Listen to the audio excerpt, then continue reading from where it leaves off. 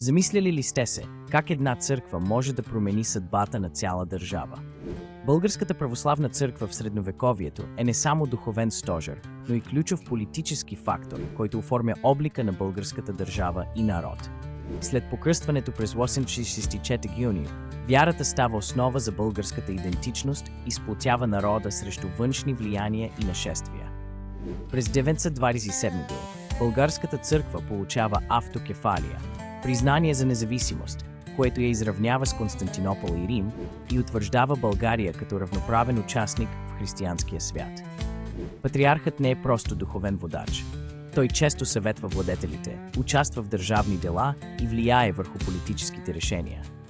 Църквата създава уникална писменост и книжнина, превежда Библията на старобългарски език, а манастирите се превръщат в центрове на просвета, култура и дипломация.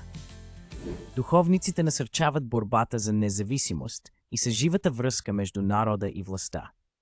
Българската православна църква не само пази вярата, но и формира националното самосъзнание, оставяйки неизлечим отпечатък върху българската история и култура.